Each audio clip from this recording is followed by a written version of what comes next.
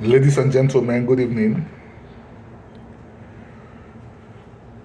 It's important to always set records straight so that upcoming and future generations will not be misled.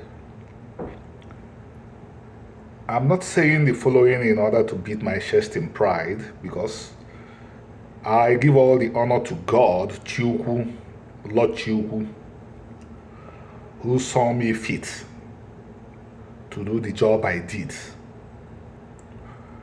I, Remy Ilona, started the ongoing renaissance in the Igbo society.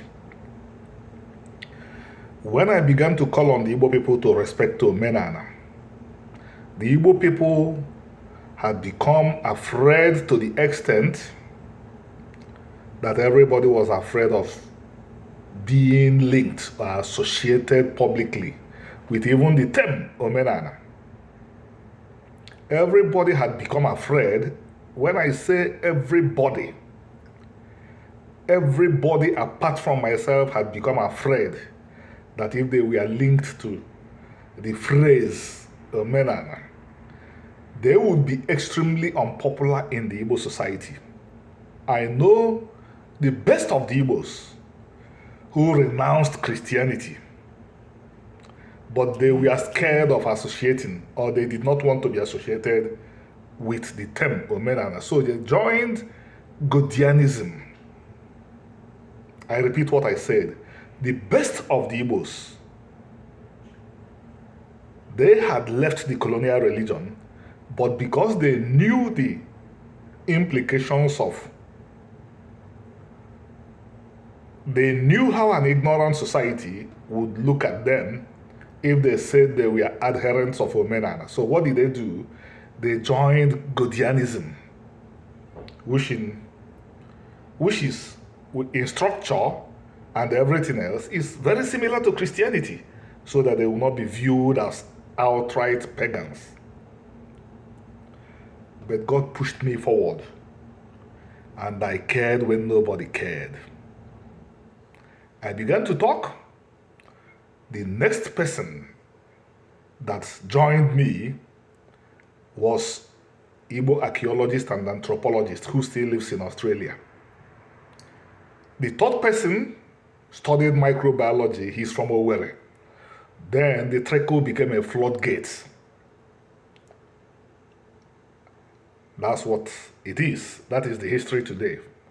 So I'm amused when JJ sees Johnny Just Comes, people who began to get interested in Omenana after we had solved the problem, when they come to my timeline or behind my back and attack me. I've thought about the reasons why they feel threatened by my activities. I said that the Igbos came from Israel. That is the history. This is one of the most fought against facts in the world. The fact that the Igbos came from Israel, the fact that the Hebrews are Igbos, the Igbos are Hebrews, is one of the facts that empires have rose against just recently. Because nobody rose against it 60 years ago, when to say that you were Jewish or Israelite meant a bullet at your back. So some Igbos who became interested in Omenana yesterday, who are yet to even know what Omenana is, feel threatened, but they need not fear. When they think about Israel and learn that I say that Igbos came from Israel, what they think automatically of is Netanyahu in his business suits. But that's not the way the ancient Israelites dressed. Netanyahu wouldn't have dressed in a business suit 2,000 years ago. My ancestors as Israelites did not dress in business suits 2,000 years ago. The greatest human to live in this world was Moses, son of Amram and Jochebed. If God will send him among us today, and Moses is asked, How would you describe your religion? Give us a descriptive that will fit the religion and culture you profess. I'm telling to these fellows that attack me, what the man of God will come up with is Omenana. He would say, my religion and culture are the things you will do in the land. That is the only phrase, that is the only description the Igbos have for the phenomenon religion. And by the way, religion,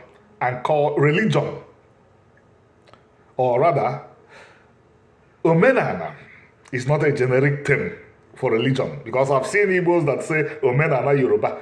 The Yoruba religion is not Omenana. There is no attribute of the Yoruba religion that says it's a religion that should be done on the land. Christianity is not Omenana. It's not a religion you are compelled to do in the land. Islam is not Omenana. Catholicism is not Omenana. Anglicanism is not Omenana. Only the Israelite religion is Omenana. You guys may have noticed that I talk about one sister all the time. She was American, or she is still American, but she's Israeli now. She lives with her husband and 5 children in Israel. I told her that her religion is Omenana. She's Ashkenazi Jewish. Your religion is Omenana. That's what I told her. Because it was Omenana from which Judaism, Samaritanism, Karaism, and the better Israel religion came out of. That's where they came from. That was what Moses professed. So, ladies and gentlemen that derive joy in coming to my timeline to attack me because they are afraid that they believe that I'm introducing something new. No. Omenana was what the ancient Israelites professed.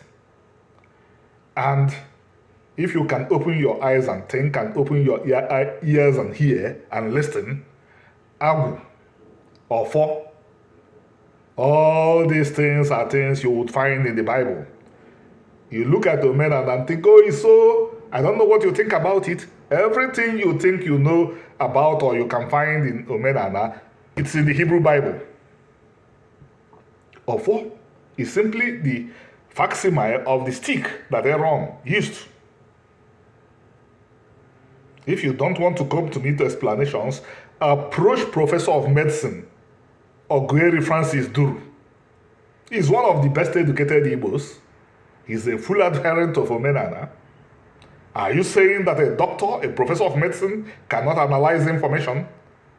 Talk to Professor Onyebuchi James Ile. Talk to so many of them. Dr. Chira Obiora, a senior consultant in medicine, Engineer Zog. These are individuals that got the best Western education, like Ezog. Studied everything you will study in Germany. Dr. Kenneth Omeche, are you saying these people cannot analyze information? For God's sake. Azikiwe had a PhD in anthropology, the great Zik of Africa. At a time, the most educated man in Nigeria. With a PhD in anthropology, he still said the Igbos and the Jews are one. Dr. Michael Opara, a surgeon. I wonder if you know the kind of educational process you will go through to become a surgeon in the 1950s. But Opara declared, I am an Israelite. So, ladies and gentlemen, what I've done is set the record straight.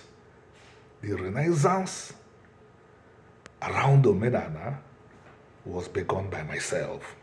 So whoever is professing Omenana today, that is scared of me, that attacks me, should go back and inquire where the Renaissance started and who started it. Thank you. Have a beautiful evening.